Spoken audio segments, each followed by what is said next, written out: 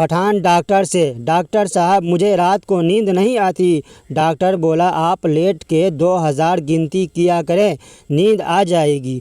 2 दिन बाद पठान फिर आया। डॉक्टर बोला अमल किया था? पठान बोला जी हाँ किया था, काम तो मुश्किल था। 1000 गिना तो नींद आने लगी। फिर तेज पत्ती वाली चाय पी और जाग कर 2000 पूरे किए। मस्त जोक मारा रे, या हंस रे हलकट हंस। बाबा जी फरमाते हैं हमारे नमूने खाने से पहले हाथ नहीं धोते, मगर खाने के बाद ज़रूर हाथ धोते हैं ताकि मोबाइल को दाग न लग जाए।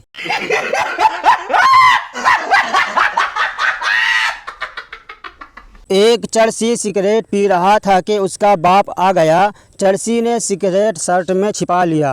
बाप गुस्से से बोला तुम नशे वाला सिगरेट पी रहे थे? चरसी बोला नहीं तो। बाप बोला तो फिर तुम्हारी शर्ट से धुआं क्यों निकल रहा है? चरसी बोला आपने बात ही दिल जलाने वाली की है। एकदम इन्होंने वक्त बदल दिया, जज्बात बदल दिए, जिंदगी बदल दी।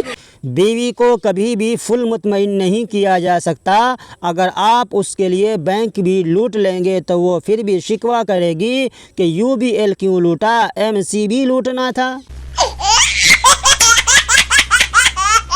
माँ बोली यह लो बेटा 1500 रुपये। बेटा बोला ये किस लिए अम्मी?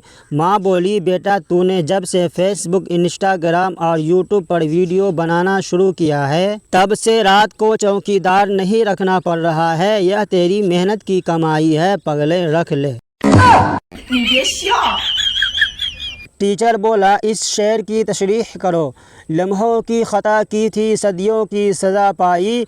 पप्पू बोला इस शेर में शायर कबूल है, कबूल है, कबूल है वाले लम्हात को याद करके दुखी हो रहा है।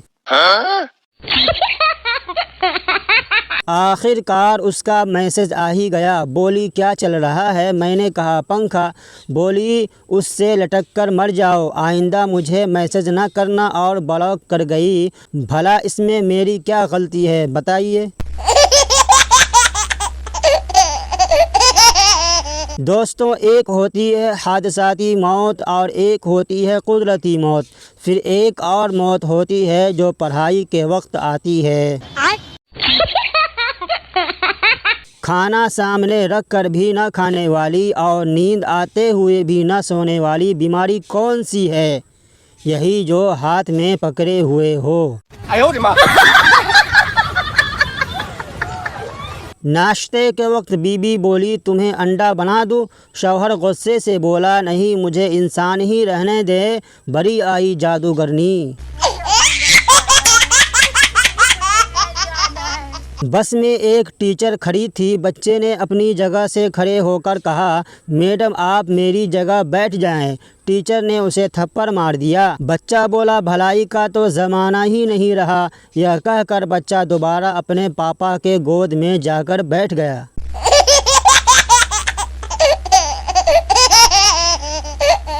पुलिस बोला आपके घर की तलाशी लेनी है, पता चला है कि घर में खतरनाक दहशतगर्द है। शौहर बोला खबर तो सही है मगर वो महके गई हुई है।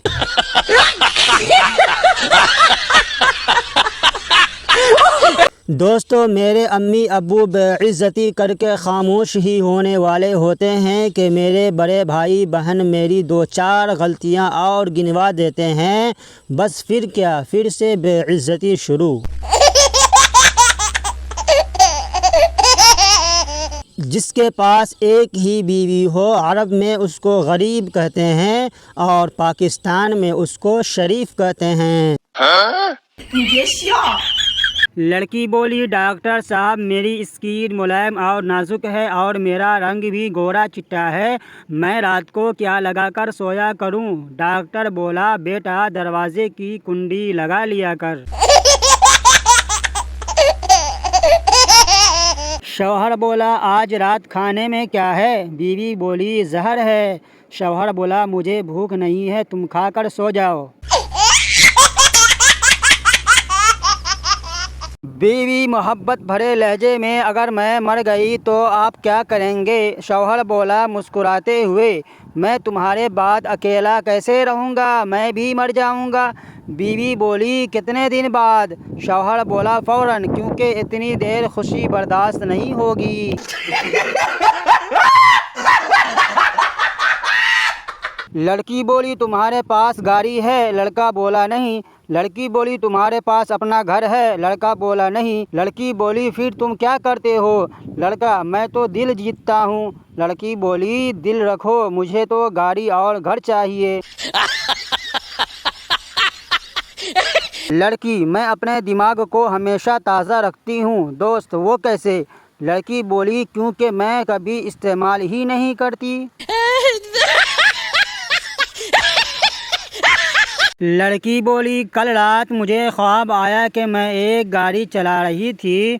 दोस्त, फिर क्या? लड़की, फिर मैंने ब्रेक दबा कर देखा तो आँख खुल गई।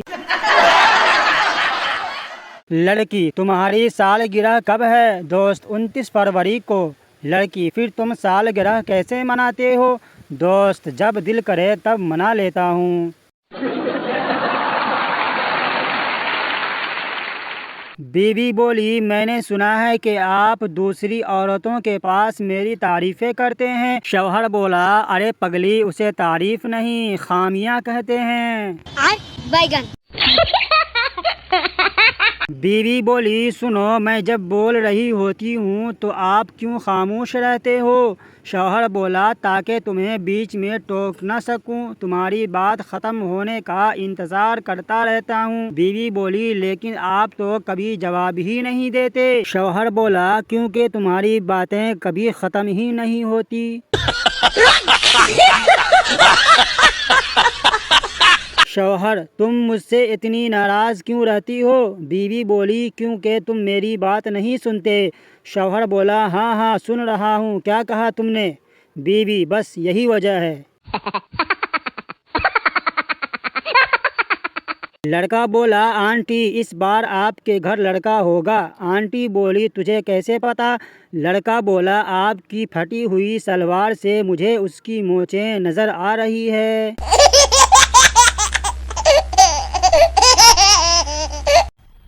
मजा आया, और मैं ये जो मजा है हिंदुस्तान के हर व्यक्ति को देना चाहता हूँ।